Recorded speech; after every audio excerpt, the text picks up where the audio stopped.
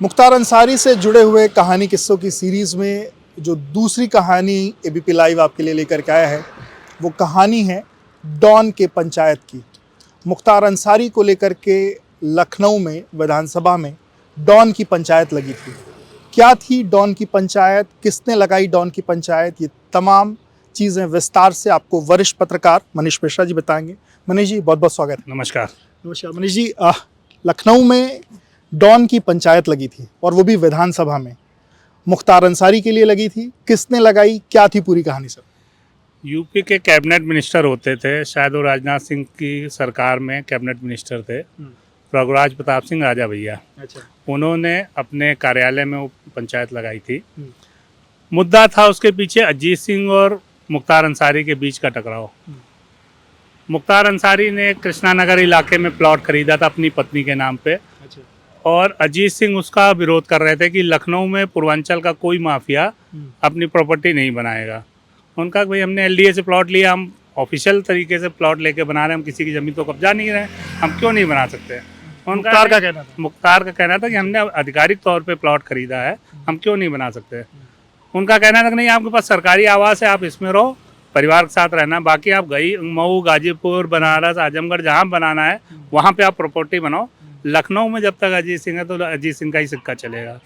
इस बात को लेकर के दोनों में टकराव होता है और बात मतलब गाली गलौज से फिर फायरिंग तक और काफ़ी झगड़ा बढ़ता है उसमें। तो ये बात राजा भैया तक पहुंचती है। राजा भैया उस समय कैबिनेट मिनिस्टर थे।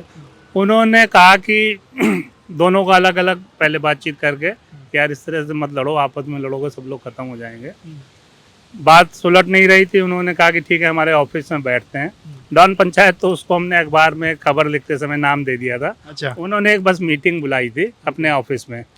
हालांकि उसमें यूपी के सभी माफिया, अलग अलग जिले, एक एक जिला यहाँ पे एक एक माफिया के नाम से पहचाना जाता है। चाहे जौनपुर धनंजय सिंह का उसमें सर कौन कौन है उस मीटिंग में? कौन कौन है? धनंजय, अभय, सोनू, मोनू, मुख्तार के लोग, अजीत के लोग, राजा भैया, पूर्वांचल से ब्रजेश के कुछ लोग, सारे मतलब अलग अलग जिलों जो जो एक एक जिले की पहचान है उन सबके एक एक सदस्य कोई ना कोई उसमें मौजूद थे। अब राजा भैया ने वहाँ पंचायत करी, उसमें बैठा करके उन सबसे कहा कि हम लोग आपस में टकराएंगे तो सबका साम्राज्य खत्म हो जाएगा।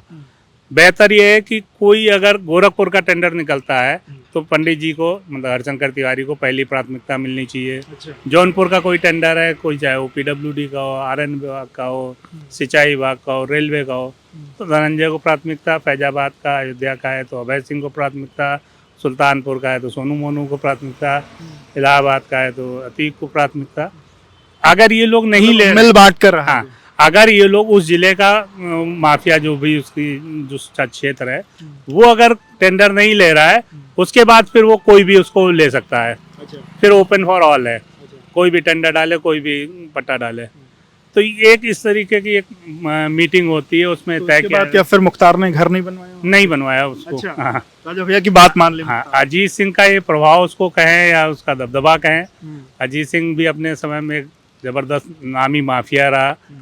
उनका एक अलग जलवा होता था, उसकी कहानी फिर कभी मौका पड़ेगा तो उसकी सुनाएंगे। उनके बहुत किस्से हैं।